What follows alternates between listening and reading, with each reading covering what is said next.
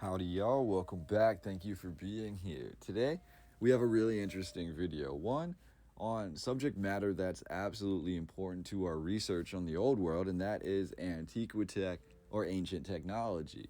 In this instance, we'll be looking at the Antiquitech known as cast iron. And cast iron has been around for numerous centuries, but we're looking at cast iron that was being founded in Paris, France. This cast iron, these structures, these buildings, these Antiquitech pieces were being built directly into the streets of Paris, having one harmonious structure with the streets below, as if they were built a long time before these photographs were taken. And yet, that really brings into question what we are looking at, because out of these photographs, these cast iron masterpieces in the streets of Paris, France, over 75% of them are being labeled, at least in the current narrative, as structures serving the same purpose.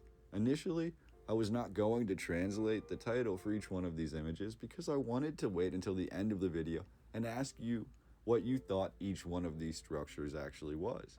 But I will let you know now that a lot of what we are looking at today are considered to be the first public restrooms in all of Paris, cast iron structures built directly into the streets.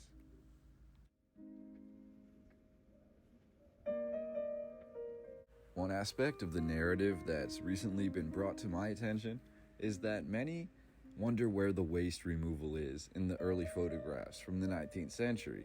Where is the trash? Who was removing the trash? Who was cleaning up after the horses? Where were the public restrooms? And we're not just talking about dilapidated towns or old fortifications, but even when we look at the most well-developed and established cities like Paris, France in the 19th century, there appears to be a lack of any sort of real system for waste removal. Going hand in hand with that, we also have the concept of the World's Fairs, which, according to the current narrative, they were lavishly built in just a few years or less. But where did the millions of visitors to these fairs dispose of their waste? I understand that in the 19th century, the current narrative alludes to things being more efficient, with most trash being turned to compost or incinerated. Yet today, as we focus on Paris, France in the year 1865, we will pinpoint a multitude of different cast iron and masonry structures that were being founded along the streets of Paris in the early 19th century.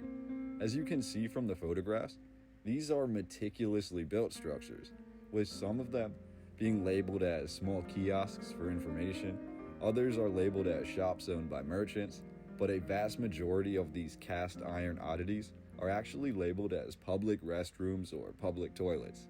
What's moreover is, most of these structures appear to be littered with advertisements. Obviously, these advertisements are not permanent, which only add to the idea that the people in the 19th century did in fact produce trash. We have numerous products also advertised that clearly show that the society was well aware and using different frivolous aspects of the world, which would again imply there should be some form of garbage and waste removal. If the people were using disposable products, where was the trash going? The streets of Paris in these early photographs appear to be clear, paved, or cobblestoned in most of the images, and yet we also are not seeing the evidence of the different major modes of transportation, the main one being the horse and carriage. Do horses not produce waste, and would that not be present in these photographs? Should we not see the tracks from the horses and carriages that were said to be traversing the great city every single day? And these photographs, I believe, would be a great place for us to begin our discussion, as these are some of the most detailed images that I have come across from the mid-19th century. Each image from 1865 was over 20 megabytes in its digital form, and this entire collection was actually contained in a rather obscure folder in a museum that I frequent online.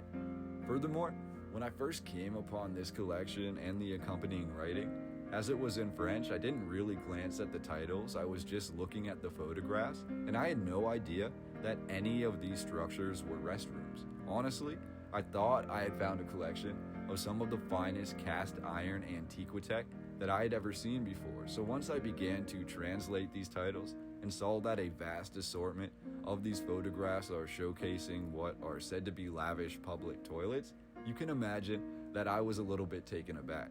Furthermore, for the most part, this cast iron appears to have been built directly into the streets of Paris, forming a cohesive structure with the street below, seemingly indicating that this cast iron may actually be a bit older than the current narrative has given it credit for.